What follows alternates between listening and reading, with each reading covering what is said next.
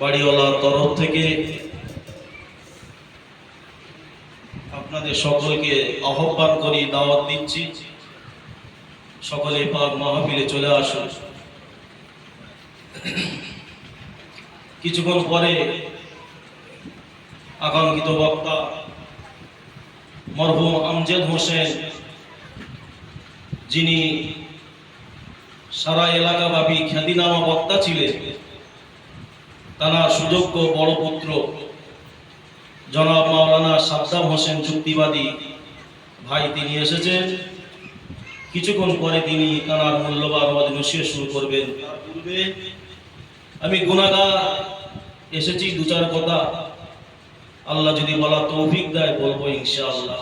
একবার সকলে মহাব্বতের সঙ্গে উচ্চ আওয়াজে দরুদ শরীফ পড়েন। আল্লাহুম্মা সাল্লি আলা সাইয়্যিদিনা মাওলানা ওয়া আলা আলি সাইয়্যিদিনা মাওলানা। আমার বাপেরা, আমার ভাইয়েরা, কিন্তু এই মাঝখানে সামনের গুলো ফাঁকা রেখে পিছনের গুলো জাম করান, এটা একটা মজলিসের বেয়াদব। এই জিনিসটা কেউ পছন্দ করে না। তাই একটু অনুরোধ করব, যদি সামনের গুলো একটু পরিপূর্ণ করে, দেখতে ভালো লাগবে, আল্লাহর ফেরেশতারা খুশি হবে, আল্লাহ রাসূল খুশি হবে, আল্লাহ খুশি হবে। তাই একটু অনুরোধ করছি, নিজের দায়িত্ব মনে করে এই জায়গাটা সৌন্দর্যের জন্য, আল্লাহর খুশির জন্য সকলে পূর্ণ করে নেন। কাঁদে উম্মত কাঁদে মুমিন, কাঁদে মুমিনা,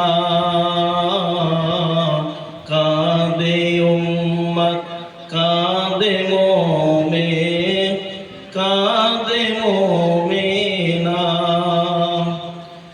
খালি ভুবন রইল পড়ে, মোর নবী এলো না। কাঁদে উম্মত কাঁদে মুমিন, কাঁদে মুমিনা। আল্লাহুম্মা সাল্লি আলা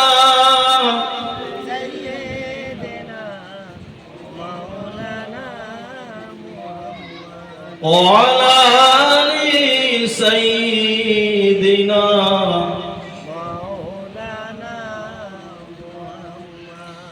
আসবে না নবিয়া এ ভুবনে, হবে না দেখায়া এ জীবনে। আসবে না নবিয়া এ ভুবনে, হবে না দেখায়া এ জীবনে। দেখা দিও মোর নবীজি, দেখা দিও মোর নবীজি, রোজ হাসরের দিনে। কাঁদে উম্মত কাঁদে মুমিন, কাঁদে মুমিনা।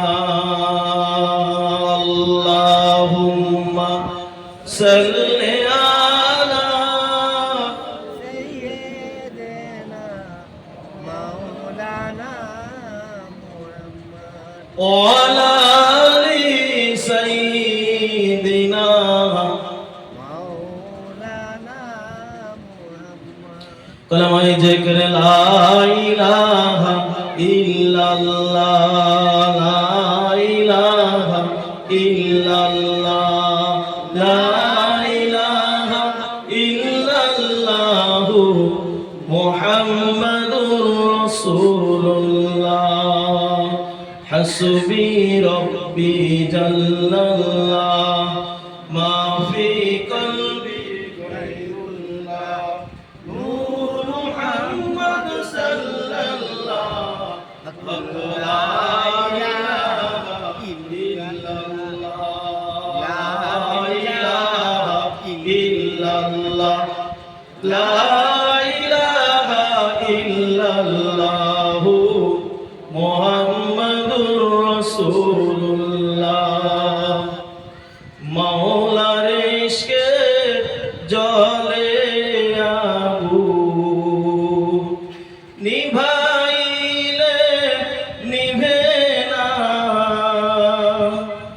মাওলার ইশকে জ্বলে আগুন নিভাইলে নিভে না পুড়ে পুড়ে ছাই হইল এই যে পাগলের সিনা লা ইলাহা ইল্লাল্লাহ খুব মহব্বত লা ইলাহা ইল্লাল্লাহ লা ইলাহা ইল্লাল্লাহ মুহাম্মাদুর রাসূলুল্লাহ মাওলার ইশকে জ্বলে আগুন নিভাইলে নিভে না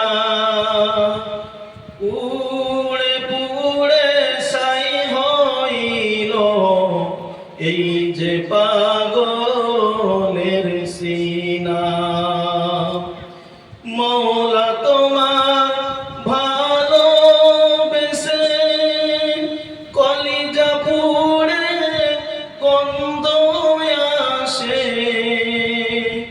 মওলা তোমার ভালোবেসে কলিজা পুড়ে গন্ধ আসে আমি তোমার নূরে যাব মিশে দূরে রেখে দিও না পুড়ে পুড়ে ছাই হইল এই যে পাগলের সিনা মাওলার ইশকে জ্বলে আগুন নিভাইলে নিভে না পুড়ে পুড়ে ছাই হইল এই যে পাগলের সিনা লা ইলাহা ইল্লাল্লাহ জোরে জোরে লা ইলাহা ইল্লাল্লাহ লা ইলাহা ইল্লাল্লাহ মুহাম্মাদুর রাসূলুল্লাহ কলমা শরীফ লা ইলাহা ইল্লাল্লাহ লা ইলাহা ইল্লাল্লাহ লা ইলাহা ইল্লাল্লাহ মুহাম্মাদুর রাসূলুল্লাহ আল্লাহুম্মা সাল্লি আলা সাইয়্যিদিনা মাওলানা মুহাম্মদ ওয়া আলা আলি সাইয়্যিদিনা মাওলানা মুহাম্মদ وقال الله تعالى في كلامه المجيد والفرقان الحميد يا أيها الذين آمنوا اتقوا الله حق تقاته ولا تموتن إلا وأنتم مسلمون উপস্থিত আমার দিনদার ইমানদার নামাজি মুসল্লি মুবাল্লিগ ওলামায়ে হযরত কেরামগণ হুজ্জাজে কেরাম মুরব্বিয়ানে কেরাম জওয়ান যুবকেরা আমার আম্মা জান ও বোনেরা মহান রব্বুল আলামিনের দরবারে অসংখ্য কোটি শুকরিয়া আদা করি যে রব্বুল আলামিন আমাদের মতো গুনাহগারদেরকে কিছুক্ষণের মধ্যে এই মুহূর্তে হাটে বাজারে মাঠে ঘাটে বাড়িতে রাস্তায় যে সময়ে কিছু মানুষ নার্সিংহোমের বেডে, কিছু মানুষ ব্যবসার কাজে ব্যস্ত, সেই সময়ের মধ্য থেকে বাছাই করে এমন একটা পবিত্র জায়গায় বসা, তৎস আল্লাহ রসুলের কথা বলা এবং শোনা তৌফিক নসিব করেছেন। সকলে শুকরিয়ার সঙ্গে উচ্চ আওয়াজে বলি আলহামদুলিল্লাহ। আজ আমরা কেন এসেছি, কেন বসেছি, এটা আমরা সকলে জানি। যে ব্যক্তির উদ্দেশ্য নিয়ে আজকে দোয়ার মজলিস, সবরেশানির মজলিস কায়েম করা হচ্ছে, তার সঙ্গে আমার সম্পর্ক মামার ভাগনা। সেই সম্পর্কের মধ্যে হক আদায়ের ব্যাপারে ভালোবাসার খাতিরে এই গুনাহগারে উপস্থিত হয়েছি আপনাদের সম্মুখে। বেশি লম্বা চওড়া নয়, আমি কোরআনের পাকে একটা আয়াত তেলাওয়াত করেছি, যে কোরআনের আয়াতের ভিতরে আমার আল্লাহ ঘোষণা করে দিচ্ছে, ইয়া আইয়ুহাল্লাযীনা আমানুত্তাকুল্লাহ, হে আমার বিশ্বাসীরা, যারা আমার প্রতি ঈমান এনেছো, আমাকে বিশ্বাস করে নিয়েছো, হাক্কা তুকাতিহি ওয়ালা তামুতুন্না ইল্লা ওয়া আনতুম মুসলিমুন, তোমরা আমাকে ভয় করো, ভয় করার মতন করো, ভয় করো, ভয় করার মতন ভয় করো। আমরা সকলে আল্লাহকে ভয় করি তো নাকি? হ্যাঁ, এটা মুখের কথা না অন্তরের কথা? অন্তরের কথা। আজকের এখানে বসে আমি প্রমাণ দিয়ে দেবো কোনটা মুখের ব্যাপার, কোনটা অন্তরের ব্যাপার। আল্লাহর ভয় আমাদের ভিতরে কতটা আছে, আর আমরা আল্লাহকে সামনে রেখে কতটা শয়তানের কাজে লিপ্ত আছি। এই আয়াত থেকে শিক্ষা আজ আমাদের একটাই দরকার, আল্লাহকে যদি আমি বিশ্বাস করি, রবকে যদি আমি মানি, প্রভু বলে স্বীকার করি, সেই আল্লাহকে আমি যে বলি ভয় করি, কিন্তু ভয় করার মতন ভয় করতে হবে। কারণ আল্লাহ বলছে শুধু ভয় করলে হবে না, ভয় করার মতন করো। যে ভয়টা তোমার আমার যেটা পছন্দ নয়, সেই কাজটা যেন বাধা সৃষ্টি হয়ে যায়। বলুন না সুবহানাল্লাহ। এর নাম হলো হাক্কা তুকাতিহি, ভয় করার মতন ভয়। আজকে যে মুসলমানটা বলে, মুখে বলে আমি কি আল্লাহর ভয় করি না, সারা সপ্তাহে মসজিদে না দেখা পেলেও জুম্মার দিন কিন্তু ফাঁস কাতারে দেখতে পেয়ে যায়। আমি কি নামাজ পড়ি না, সারা মাসটা রোজা না রাখলেও ঈদের ময়দানে ইমাম সাহেবের পিছনে জায়গা ধরে বসে থাকে। কথা ঠিক না ভুল? ও কি ভয় করে না? ও আল্লাহর ভয় আছে বলে ঈদের নামাজ পড়ে, জুম্মার নামাজ পড়ে।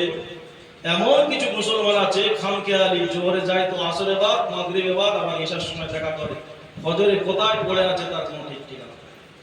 আবার কিছু ভয়কারী ব্যক্তি আছে যারা এক ওয়াক্ত নামাজ যদি ছেড়ে যায়, তাদের অন্তরে কষ্ট হয়ে যায়, তারা আচার খেতে থাকে, কষ্ট পেতে থাকে, জীবনে শান্তি পায় না কতক্ষণ না সেটা কাজা হয় না আদায় করা হচ্ছে।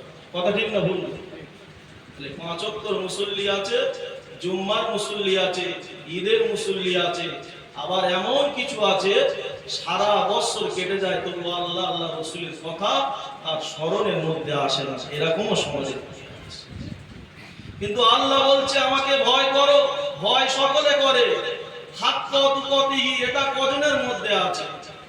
এই বিশ্বাসটা কজনের মধ্যে আছে? কজন এই বিশ্বাসটা আনতে পেরেছে?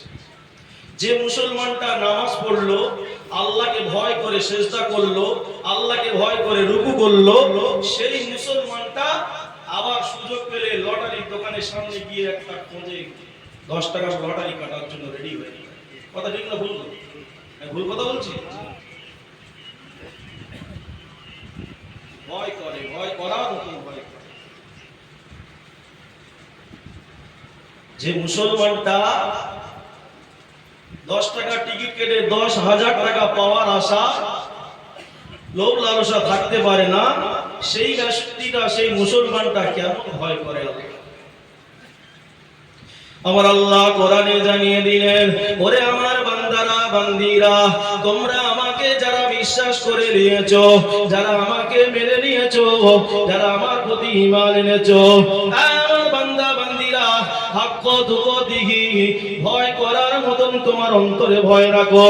যদি তুমি আমার হুকুম মতো নামাজ পড়ো, আমার কথা মতন যদি আমার কাছে সেজদায় পড়ে লুটে দাও, ওরে বান্দা, তোমার দ্বারা এই লটারির টিকিট কাটা যাবে না। যদি আমাকে তুমি ভয় করো, সুদের খাতায় নাম লেখানো যাবে না। যদি আমাকে তুমি ভয় করো, সিনেমা 22 ভিডিও মাস্টার হওয়া যাবে না। যদি আমাকে ভয় তুমি করো, নামাজ এক ওয়াক্ত ইচ্ছাকৃত কাজা করা যাবে না। ওরে আমার বান্দারা বান্দিরা, তোমার অন্তরটা সেইভাবে পবিত্র বানাও, যে পবিত্র মাধ্যম দিয়ে আমি আল্লাহ আমাকে পাওয়া যাবে, আমার রাসূলের আদর্শ নীতিটা পাওয়া যাবে। যে আদর্শ নীতির বিনিময়ে ফাদখুলি ফি ইবাদি, তুমি ইবাদতকারীর দলভুক্ত হয়ে যাবে। ওয়াদখুলি জান্নাতি, আমার দয়ার জান্নাত নসিব হয়ে যাবে। আর একটু জোরে বলুন সুবহানাল্লাহ। নারে তাকবীর। ভয় করার মতন ভয় করব। আমরা এমন ভয় করি, সামান্য 10,000 টাকার লোভে নিজের আল্লাহকে সামনে আল্লাহ দেখতে পাচ্ছে, স্মরণে আছে, আল্লাহ দেখতে পায়। বাপের আড়াল হতে পারি, ভাইয়ের আড়াল হতে পারি, বন্ধুর চোখের আড়াল হতে পারি, রবের চোখের আড়াল হওয়া যাবে কি? হ্যাঁ, তাহলে এ তো আল্লাহকে মানে, মানা সত্ত্বেও কি করে সেই হাত দিয়ে আবার লটারির টিকিট কাটে। এই লটারির টিকিট কাটা, লটারির টিকিট কাটতে যায় কি যায় না? হ্যাঁ, রাগ হচ্ছে নাকি? এ কথা বলবো না। যে বান্দাটা ভয় করে, সে বান্দাটা তার নিজের কিডনিটাকে সমিতির মেম্বার বানায় কি করে? কথা ঠিক না ভুল? এই গ্রামে নেই নাকি সমিতি? আছে, মহিলা সমিতি আছে। পশ্চিমবঙ্গে এমন কোন গলি তৈরি হয়নি যেখানে মহিলা সমিতি পৌঁছে যাচ্ছে। কি ঠিক না ভুল? আল্লাহকে ভয় করে, অথচ সময় বুঝে, টাইম বুঝে, দিন ধার্য করে নিজের কিডনিটাকে পর পুরুষের সঙ্গে গল্প করার জন্য পাঠিয়ে দেয়। কারণ গল্প করলে 30,000 টাকা পাওয়া যাবে, 50,000 টাকা পাওয়া যাবে, সেই জন্য গল্প করা। আচ্ছা, 30,000 টাকাটা বড় কথা নয়। একটা মহিলা, সে তো পর্দাশীল জিনিস, তার সবচেয়ে বড় পর্দা হচ্ছে তার চেহারাটা পরপুরুষ থেকে আড়াল করা। এর থেকে বড় পর্দার কিছু আছে কি? না, বোরকার চাইতে বড় পর্দার কিছু নেই। হ্যাঁ, পরপুরুষ থেকে আলাদা করাটাই হচ্ছে তো বড় পর্দা। অথচ আচ্ছা বলেন, একটা বাড়ির মহিলা একটা পরপুরুষ সঙ্গে গল্প করবে, এটা কি জায়েজ আছে? এটা জায়েজ আছে কি? সকলে বলছে না, কিছু কিছু মানুষ চুপ করে আছে। যেটা জায়েজ নয়, যেটা হারাম, সেটা আমি মুসলমান হয়ে রবকে ভালোবাসি, রবকে ভালোবাসি, রবকে বিশ্বাস করি, রবের ভয় আছে, আমার বাড়ির মেম্বারটাকে আমি কি করে পরপুরুষের সঙ্গে গল্প করি?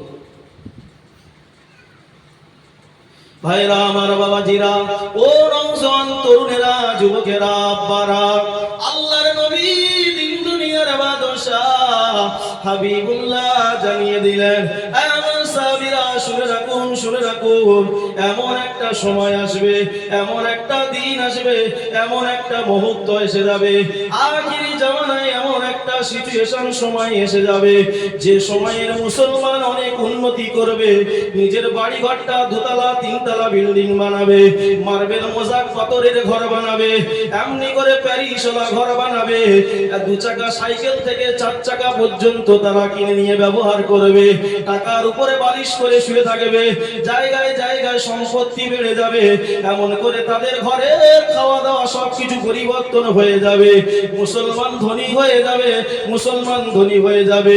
কিন্তু ওই সময়ে ওই মুসলমানদের কাছে আমি রাসূলুল্লাহ, আমার ইসলামটা গরীব হয়ে যাবে। কথা ঠিক না ভুল? বাস্তবে মেলা। আজ আমরা বাড়িওয়ালা হয়েছি, আজ আমরা পয়সাওয়ালা হয়েছি, আজ আমরা 2 চাকা সাইকেল থেকে 4 চাকা পর্যন্ত গাড়ি চেপে ঘুরছি। আজ আমাদের ব্যাংক ব্যালেন্স কত করে ফেলেছি, এমনি করে এত টাকা জমি ফেলেছি, সরকারের ট্যাক্স ছাড়া ব্যাংকে টাকা রাখা যাবে না। ও কলিজার টুকরা সোনার মালিকেরা রে, কলিজার টুকরারা, যে রাসূলুল্লাহ দয়ার নবী উম্মতের চিন্তায় পাগল পারা হয়ে যায়, আমার উম্মতের সময়টা এত খারাপ এসে যাবে, তাদের কাছে ইসলামটা গরিব হয়ে যাবে, তারা কিন্তু ধনী হয়ে যাবে।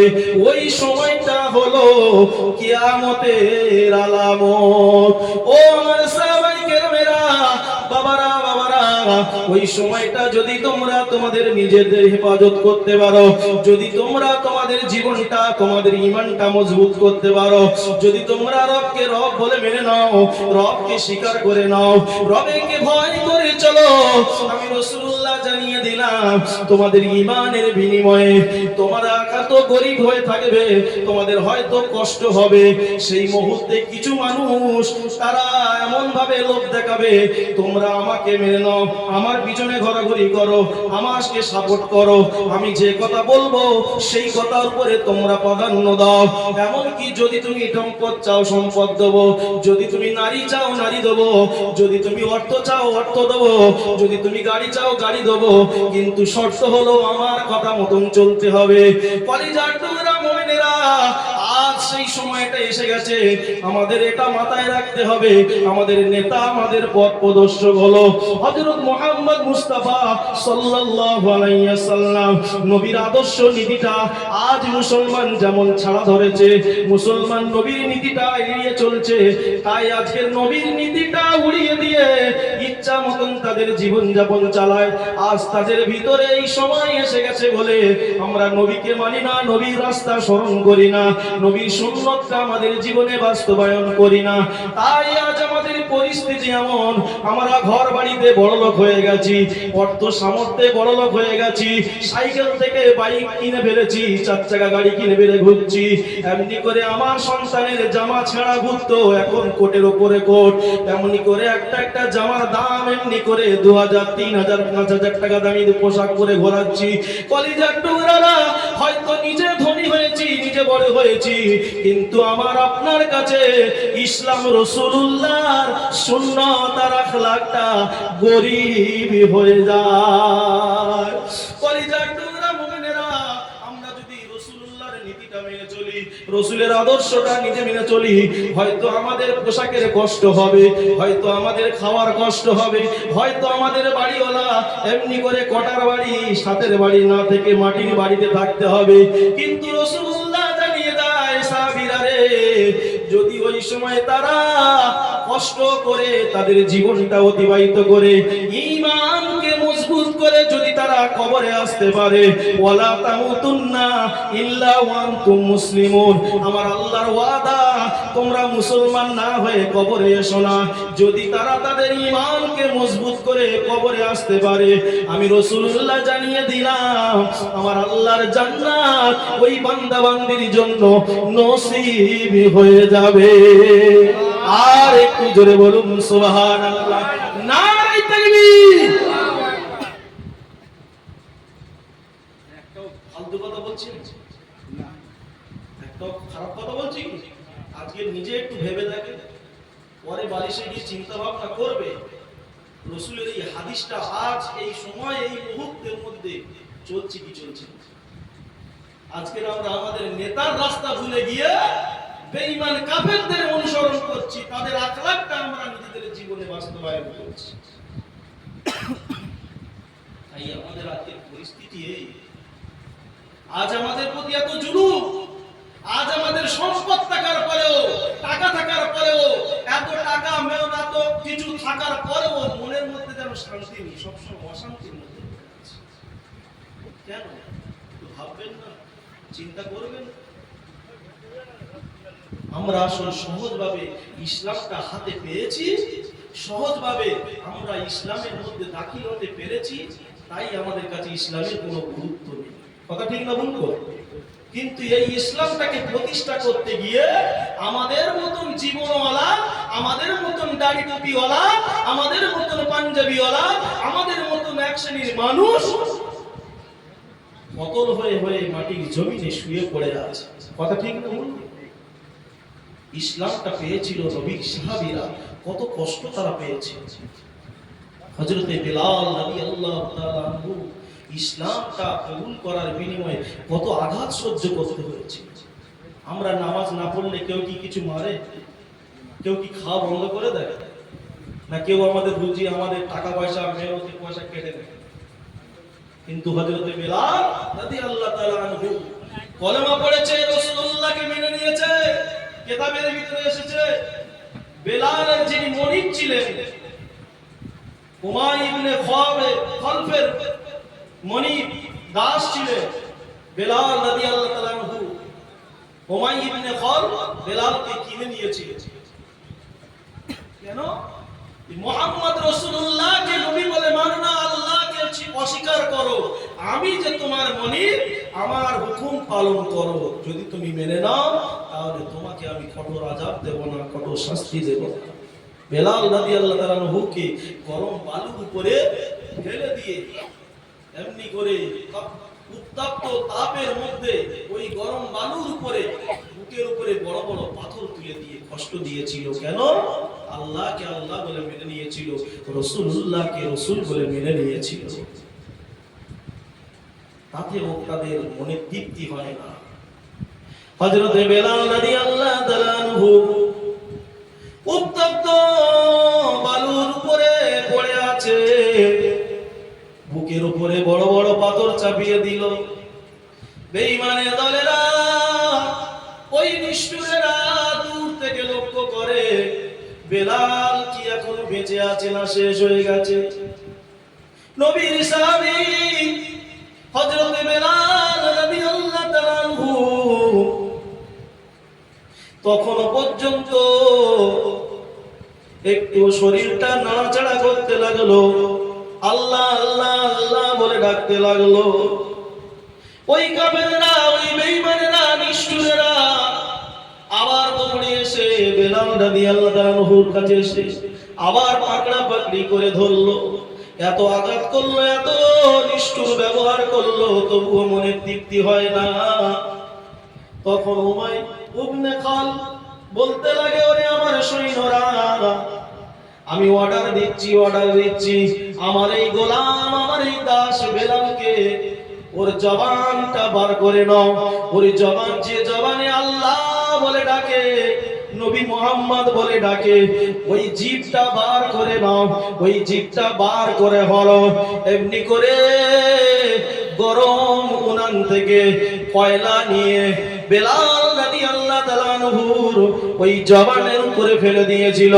বেলাল রাদিয়াল্লাহু তাআলা আনহু কলমা পড়ার বিনিময়ে, নবী মুহাম্মাদের আদর্শ নীতিটা মানার বিনিময়ে, আল্লাহ আল্লাহ বলে ডাকার বিনিময়ে তার জবানে সেদিন কলে এমনি করে কয়লা পোড়া গরম কয়লা নিয়ে জিভের উপরে দেওয়ার সাথে সাথে জিভটা পুড়ে গিয়েছিল। ও মুসলমানেরা, কেন দুটো বড় কথা বলছি, কেন সুদের কথা বলছি, কেন আল্লাহর বিরোধীর কথা তুলে ধরেছি রে সোনার মালিকেরা? আজ আমাদের কাছে ইসলামটা এত ছোট হয়ে গেছে, আমাদের কাছে এত সংকুচিত হয়ে গেছে, ইসলামটা আমাদের কাছে এতটাই সংকুচিত, আমাদের কাছে এতটাই খারাপ এসে গেছে, এই ইসলামটা আমরা মূল্যায়ন করতে পারি না। কেন? আমরা না চাইতে ইসলামের ঘরে জন্ম হয়েছি, না চাইতে আমরা ইসলামটা পেয়েছি, আমরা সহজভাবে পেয়ে গেছি বলে ইসলামের প্রতি আমাদের গুরুত্বটা কমে গেছে।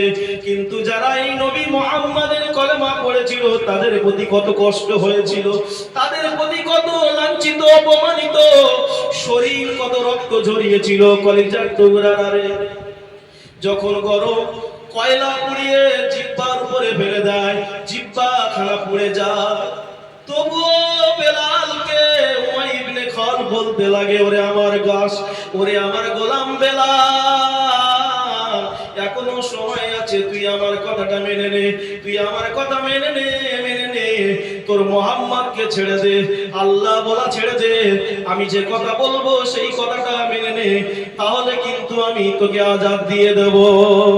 সেদিন বেলাল এত কষ্ট এত যন্ত্রণা নিয়ে বলেছিল, আমার মনিব গো, যে জবানটা তুমি কয়লা দিয়ে গরম উত্তপ্ত আগুন দিয়ে পুড়িয়ে দিয়েছো, না না না, এটা আমি জবান থেকে আমার আল্লাহকে ডাকি নাই, আমি নবী মুহাম্মাদের কলমা আমার জবান দিয়ে পড়ি নাই, আমি আমার এই অন্তরে নবী মুহাম্মদ রাসূলুল্লাহকে মেনে নিয়েছি। আর একটু জোরে বলুন সুবহানাল্লাহ। আমি এই মুহাম্মদকে ছাড়তে পারবো না, যদি আমার জীবন চলে যায় যাক, যদি আমার জীবন শেষ হয়ে যায় যাক, তবুও আমি আমার আল্লাহ আমার নবীকে আমি ছাড়বো না। জোরে বলুন সুবহানাল্লাহ। কলিজার টুকরারা, ও মুমিনেরা, মুসলমানেরা, হযরতে বেলাল রাদিয়াল্লাহু তাআলা আনহু ওই পোড়া জিন থেকে শেষবারের মতন ডাকে আল্লাহ। যখন আল্লাহ বলে ডেকে ওঠে, তার মনি বুবাই আর খেপে গেলেন, আগো প্রহার করতে লাগে। এই আল্লাহ বলা ডাকটা এত জোরে আওয়াজ হলো, হঠাৎ করে নবীর এক সাহাবী হযরতে আবু বকর সিদ্দিক রাদিয়াল্লাহু তাআলা আনহুর কানে আওয়াজ চলে যায়, কে ডাকে, কে ডাকে, আমার আল্লাহকে কে ডাকে? হযরতে আবু বকর সিদ্দিক রাদিয়াল্লাহু তাআলা আনহু এমনি করে তোমার আড়াল থেকে দেখতে লাগলেন, ইনি হলেন আর অন্য কেউ নয়, উমাইয়া ইবনে খালফের গোলাম বেলালের কষ্ট। তখন বেলালের কষ্ট দেখতে পেয়ে হযরতে আবু বকর সিদ্দিক রাদিয়াল্লাহু তাআলা আনহু বলতে লাগে, ও উমাইয়া ইবনে খালফ, আমি আবু বকর জানিয়ে দিলাম, আমার বেলালের প্রতি এত অত্যাচার করো না, বেলালের প্রতি এত কঠোরতা দেখাইও না, বেলালকে ছেড়ে দাও, বেলালকে আজাদ করে দাও, বেলালের উপরে এত নিষ্ঠুরতা করো না, করো না। একদিনও তোমার সময় আছে। উমাইয়া ইবনে খালফ বলে, ওরে আবু বকর, যে বেলালের কথা বলছো, এ বেলাল আমার কেনা গোলাম, আমি যা ইচ্ছা তাই করতে পারি। হযরতে আবু বকর সিদ্দিক রাদিয়াল্লাহু তাআলা আনহু ওই সময় বলেছিলেন, কিতাবের ভিতরে লেখা আছে, ও উমাইয়া ইবনে খালফ, বেলালের যে তুমি কিনে নিয়ে এত প্রহার করছো, আমি আবু বকর আমিও তোমাকে জানিয়ে দিই, তুমি বেলালকে আমার কাছেও বিক্রি করে দাও, আমিও কিনতে চাই। উমাইয়া ইবনে খালফ বলেছিল, আবু বকর, এই বেলালকে যদি কিনতে চাও তাহলে 2000 স্বর্ণ মুদ্রা দিতে হবে। আবু বকর সিদ্দিক সেদিন বলেছিল, উমাইয়া ইবনে খালফ, আমরা হলাম নবীর গোলাম, আমি আবু বকর আমার নবীর মহব্বত করি, নবীকে ভালোবাসি, আমার নবীর মহব্বতে ভালোবাসার খাতিরে 2000 স্বর্ণ মুদ্রা চেয়েছো, আমি আবু বকর যাতে দুর্বল হয়ে পড়ি না, না না না না, আমি আমার ঈমানি তাকওয়া দিয়ে আমার বেলালকে আমি রক্ষা করতে চাই। ও উমর ইবনে খালফ, জানিয়ে দিলাম, এই নাও 2000 স্বর্ণ মুদ্রা, 2000 স্বর্ণ মুদ্রা দিয়ে হযরতে বেলাল রাদিয়াল্লাহু তাআলা আনহুকে উমাইয়া ইবনে খালফ তার মনিবের কাছ থেকে কিনে নিয়ে সোজাসুজি আমার রাসূলুল্লাহর দরবারে পৌঁছে যায়। জোরে আর একটু জোরে বলুন সুবহানাল্লাহ। নারে তাকবীর। আমার রাসূলুল্লাহর কাছে গিয়ে আবু বকর সিদ্দিক বলে, ইয়া রাসূলুল্লাহ, বেলালকে নিয়ে এসেছি ইয়া রাসূলুল্লাহ। আমার দয়ার নবী বেলাল রাদিয়াল্লাহু তাআলা আনহুর দৃশ্য দেখে, চেহারাখানা দেখে আমার নবী চোখ মুবারক থেকে ঝরঝর করে চোখের পানি পড়ে। ওরে আমার বেলাল,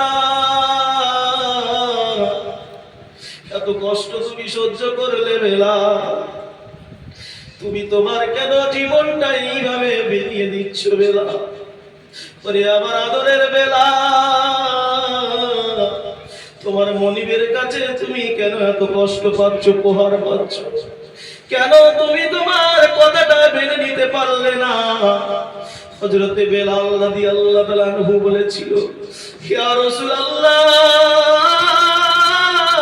ইয়া হাবিবাল্লাহ, হুজুর, আমি বেলাল, আমি আপনাকে অন্তর দিয়ে জীবন দিয়ে এমন ভালোবাসি ইয়া রাসূলুল্লাহ, আমার কলিজা খানকার হয়ে যাবে ইয়া রাসূলুল্লাহ, আপনার জন্য আমার কলিজা খানা বিলিয়ে দেবো, জীবন খানা শেষ করে দেব ইয়া রাসূলুল্লাহ, ইয়া হাবিবাল্লাহ। তবুও আমার মনিবের কথা আপনাকে ছাড়তে পারবো না।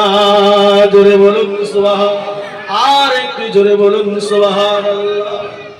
আল্লাহর নবী হযরতে আবু বকর সিদ্দিক রাদিয়াল্লাহু তাআলা আনহুকে ডেকে বলে, বাবা আবু বকর, ও সাহাবী আবু বকর, বেলালকে তুমি খরিদ করেছো, কিনেছো, বেলাল এখন তোমার জিম্মায়, তুমি বেলালকে যেভাবে তুমি ব্যবহার করতে পারো।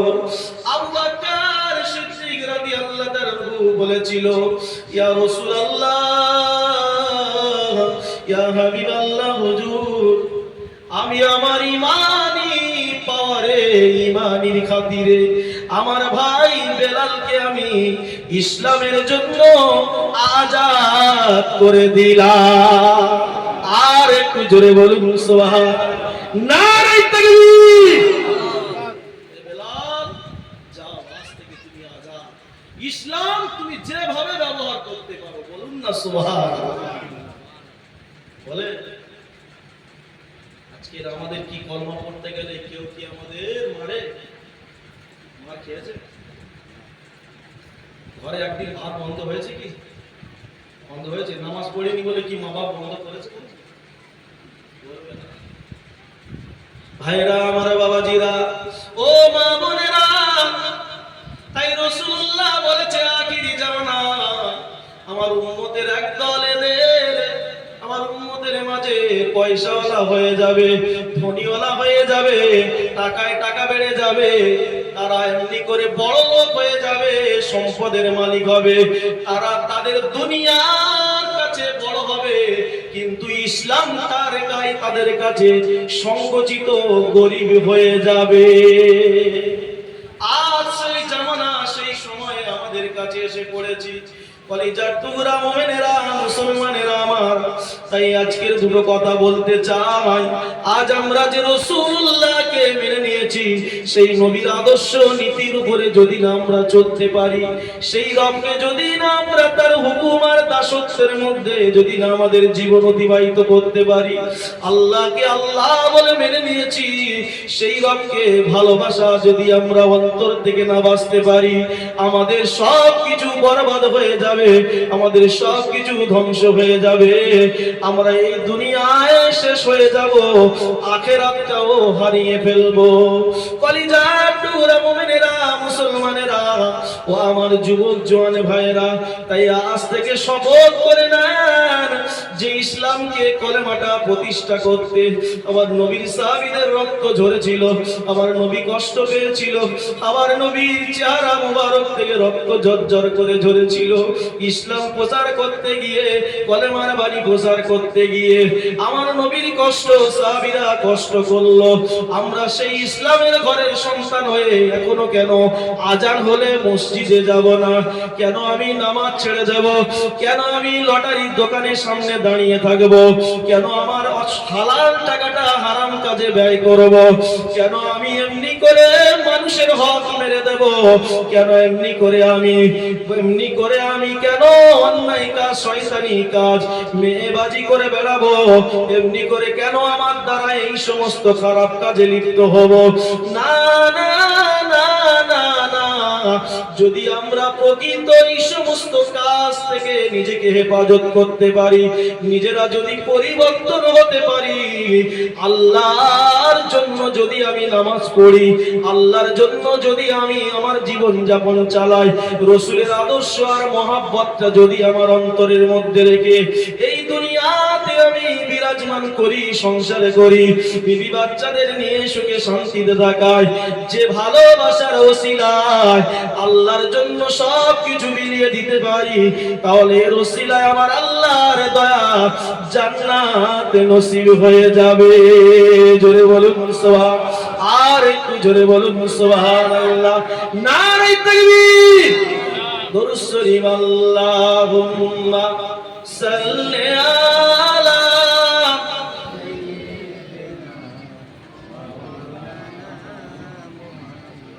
ওয়া আলা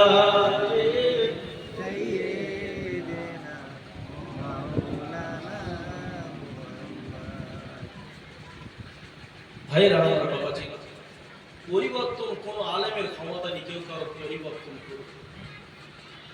কোন নবীর ক্ষমতা আছে কেউ কাউকে হেদায়েত দেবে, এই ক্ষমতা আছে কি? নবীর পাওয়ার আছে? কোন নবীরও পাওয়ার নেই কেউ কাউকে হেদায়েত করে দেবে। যতক্ষণ না নিজেরা নিজেদের পরিবর্তন করতে পারি ততক্ষণ কারোর ক্ষমতা নেই, কারোর পাওয়ার নেই। হেদায়েতের চাবিকাঠি একমাত্র সেই আল্লাহর হাতে। বলুন না সুবহানাল্লাহ। হেদায়েত করবে সেই আল্লাহ, কিন্তু নিজেকে পরিবর্তন হতে হবে, নিজের জীবনটা আল্লাহর খুশির জন্য চালাতে হবে। এখনো সময় আছে, পরিবর্তন হয়ে যান। এমন একটা সময় আসবে যে সময়ে হাজার চেষ্টা করলেও নিজের জীবনটা আর পরিবর্তন করা যাবে না। তওবার দরওয়াজা খোলা আছে, আল্লাহর কাছে রাস্তায় ফিরে আসেন, সেই রবের দরবারে সিজদা করে আল্লাহর কাছে একটু ক্ষমা চান, তওবা করে। রব তিনি এমন দয়ালু, তার মধ্যে এত দয়া, বান্দার কোটি কোটি কোটি কোটি পাহাড় পরিমাণ গুনাহ মুহূর্তের মধ্যে ক্ষমা করে দিয়ে ওই বান্দা মাসুম বানিয়ে দেয়। জোরে বলুন না সুবহানাল্লাহ। তাই দুনিয়াতে এখনো যারা বেঁচে আছি, আমরা আল্লাহ হায়াত রেখেছে আমাদের, আমরা একটু আমাদের নিজেদের অন্যায়গুলো, পূর্বের কর্মগুলো ভুলে যাই, শপথ করি, আল্লাহর কাছে ক্ষমা প্রার্থী হই, তওবা করি, ফিরে আসি, জীবনটা আল্লাহ আল্লাহ রাসূলের দিকে ধাবিত করি। তওবা যদি মাফ করতে চাও, দূরে কাজ চেষ্টা করো, দুটো চেষ্টা করো। সিজদার মাঝে আল্লাহকে পাওয়া যাবে, সিজদার মাঝে বান্দার জীবনের গুনাহ খাতা ক্ষমা হয়ে যাবে। কত বড় অন্যায়, কত বড় বড় পাপীদের সেই রব তার দয়ার সাগরে মাফ করে দিয়েছি। জোরে বলুন না সুবহানাল্লাহ। আল্লাহর রাসূলের কাছে এক বান্দা এসেছে, এক ব্যক্তি রাসূলের জন্য দেখতে পাচ্ছে যে মসজিদে নববীতে সাহাবীদের নিয়ে বসে বসে আলোচনা করছে। তখন ওই বান্দাটা বাইরে অপেক্ষা করছে। এমন সময় হযরত ওমর ফারুক রাদিয়াল্লাহু তাআলা রাসূলকে দেখায়, এ বাবা কি দরকার? না, আমি রাসূলুল্লাহ সাল্লাল্লাহু আলাইহি সাল্লামের সঙ্গে একটু দেখা করব, আমার কিছু কথা আছে। তখন ওমর ফারুক বললেন, ঠিক আছে, আপনি এখানে অপেক্ষা করে, আমি আমার রাসূলের কাছে গিয়ে খবরটা সংবাদটা পৌঁছাই, যদি তিনি যেতে বলেন তাহলে আপনি সেখানে যাবেন। কিছুক্ষণ পরে রাসূলুল্লাহ সাল্লাল্লাহু আলাইহি সাল্লামের কাছে যখন সংবাদটা পৌঁছে গেল, আমার নবী বলেছিল, বাবা ওমর, যাও ওই বান্দাকে আমার কাছে পাঠিয়ে দাও এই মুহূর্তে। হযরত ওমর ফারুক গিয়ে সংবাদটা দেওয়ার সাথে সাথে ওই বান্দাটা আল্লাহ রাসূলের কাছে এলেন। আসসালামু আলাইকা ইয়া রাসূলুল্লাহ, ইয়া হাবিবাল্লাহ। কি বাবা?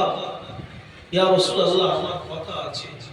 ইয়া রাসূলুল্লাহ, আমি বড় অন্যায় করেছি, আমার কি ক্ষমা হবে? এর কি উপায় আছে ইয়া রাসূলুল্লাহ? এই কথা শোনার সাথে সাথে আমার নবী বলেছিল, বাবা তুমি কি শিরক করেছো আমার আল্লাহর সঙ্গে? তুমি কি আমার আল্লাহর সঙ্গে শিরক করেছো? রাসূলুল্লাহ কেন এই কথাটা বললেন? কারণ আল্লাহ সব কিছু ক্ষমা করে দেয়, আল্লাহর সঙ্গে কাউকে শরীক আল্লাহ এটা ক্ষমা করে না। তাই রাসূলুল্লাহ কথা ছিল যে তোমরা যাই করো আল্লাহর সঙ্গে কিন্তু কাউকে শরীক করো না, অতএব শিরক এই কাজ তোমরা করতে যাবে না। ইয়া রাসূলুল্লাহ, না, এর চাইতে আরো বড় গুনাহ, আমি বড় পাপী, ইয়া রাসূলুল্লাহ, আমার কি উপায় আছে? বাবা তুমি কি এমন করেছো যে পাপের জন্য তুমি আজকের এত অনুশোচনা করছো, অনুতপ্ত হচ্ছ? তোমার এত পাপ, সে পাপটা কি আমার রবের দয়ার চাইতেও বড়? না ইয়া রাসূলুল্লাহ, ইয়া রাসূলুল্লাহ, ইয়া হাবিবাল্লাহ, হুজুর আমি এমনি করে আমি এমনি করে মানুষ মারা গেলে, মানুষ কবরবাসী হয়ে গেলে, যখন ওই মানুষদের কবরে দাফন করা হয়, ওই নতুন কবরে দাফন করার পরে মানুষজন যখন যে যার বাড়ি ফিরে আসে, চলে আসে, ইয়া রাসূলুল্লাহ, ইয়া হাবিবাল্লাহ, হুজুর, আমি ওই কবরবাসীর কাছে গিয়ে, যখন কোনো মানুষজন থাকে না, নির্জুম নিরালা হয়ে যায়, আমি তখন তার কবরের মাটি খনন করে করে ওই কবর বান্দাকে তুলে, ওই বান্দিকে তুলে আমি তার শরীর থেকে তার কাফনটা আমি বার করে নিয়ে চলে আসি। ইয়া রাসূলুল্লাহ, ইয়া হাবিবাল্লাহ, হুজুর, গত কয়েকদিন আগে একটা কবরবাসী হয়ে গেল এক মহিলা। ইয়া রাসূলুল্লাহ, ওই মহিলার কবর দিয়ে যখন তার আত্মীয় স্বজনেরা বাড়ি ফিরে আসে, যখন মানুষজন আর নাই, আমি ঝুপঝুপ করে চলে যাই, ওই কবরবাসীর মাটি খনন করে আমি ওই কবরবাসীর শরীর থেকে কাফনখানা নিয়ে আমি যখন ফিরে আসছিলাম, কিন্তু ওই মহিলাটা এত সুন্দরী দেখতে, চেহারা এত লাবণ্য ছিল। ইয়া রাসূলুল্লাহ, ওই মহিলার চেহারার দিকে আমার যখন নজর চলে গেল, দৃষ্টি চলে গেল, আমি আর থাকতে না পেরে যখন আমার মনের খায়েশ জেগে উঠল, ইয়া রাসূলুল্লাহ, ওই মৃত ব্যক্তি, ওই মহিলার সঙ্গে আমি অন্যায় কাজে লিপ্ত হয়ে গেলাম।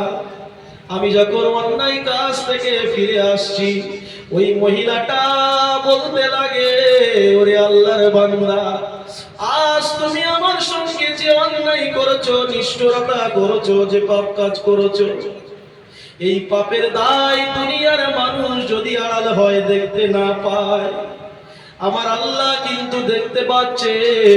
এই পাপের বিচার আমি কিয়ামতের মাঠে কিন্তু তোমাকে পাকড়া করব। ইয়া রাসূলুল্লাহ, আমি এইরকম অন্যায় করে আসার পরে আমি একটু আমার মনটা নরম হয়ে যায়, সেদিন আমার কি হবে? এর উপায় কি আছে? আল্লাহর নবী এই কথা শোনার সাথে সাথে দূর দূর দূর করে আল্লাহর নবীর দরবার থেকে তাড়িয়ে দেয়।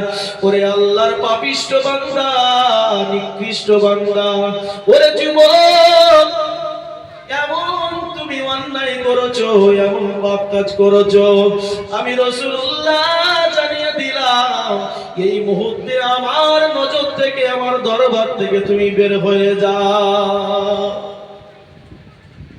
ওখান থেকে আল্লাহ রাসূল তাড়িয়ে দিলেন, তুমি যা বলেছো এ তো তোমার বাইরে, একটা মৃত মহিলা তুমি এইরকম অন্যায় করতে পারবে?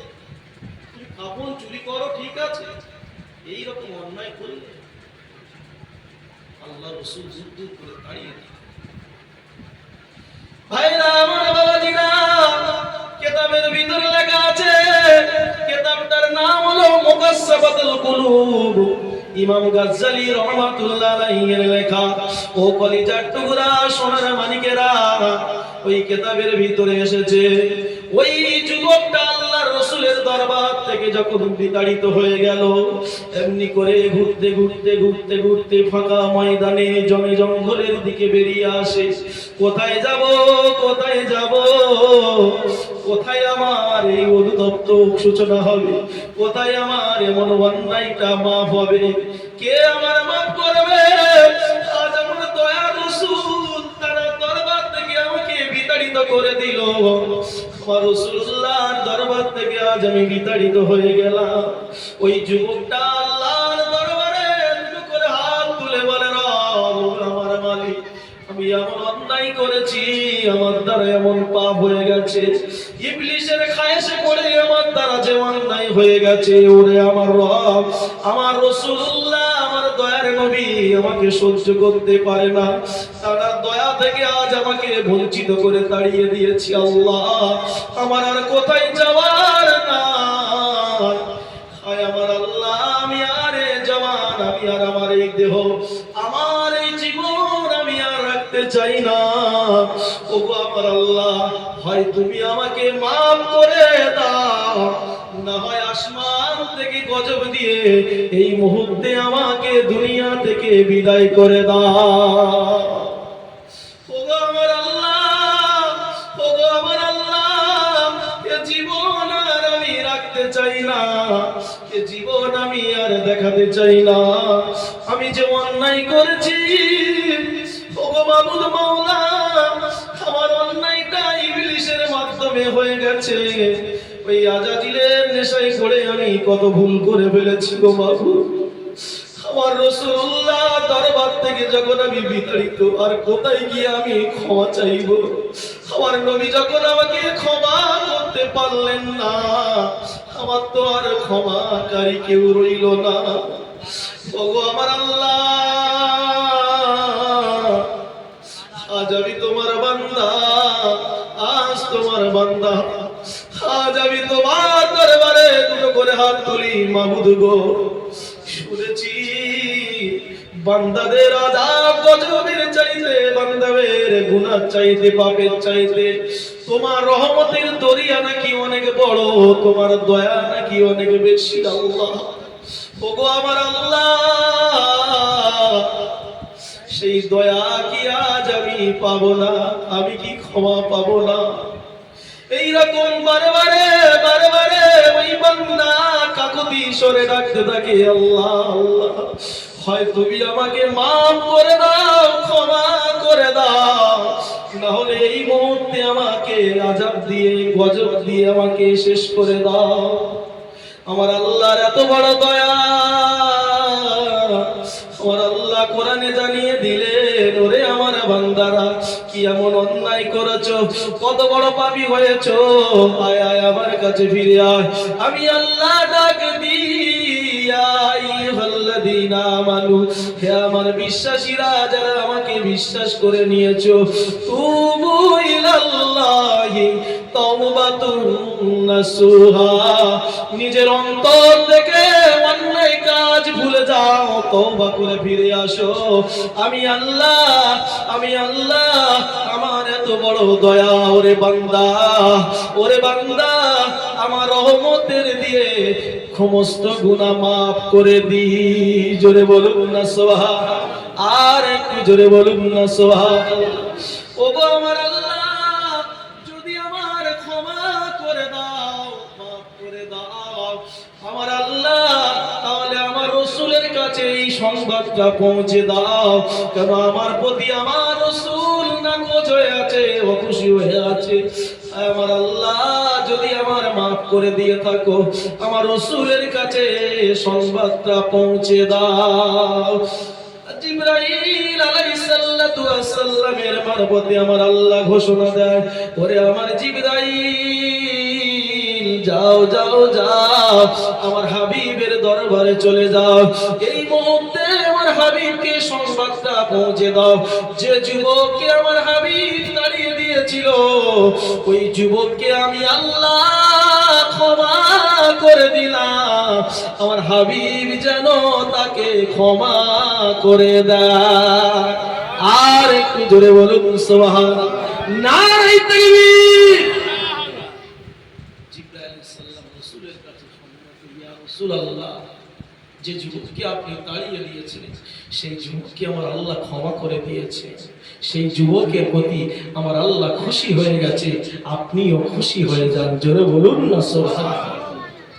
তাই দুটো হাতে ধরে বলি, রে যুবক, ওরে যুবক জওয়ানেরা, এখনো সময় আছে, তওবা করুন, ফিরে আসুন, সেই রবের দরবারে দুটো সিজদা দিয়ে একবার চোখের পানি ঝরান, রবকে একটু খুশি করার জন্য তৈরি হয়ে যান।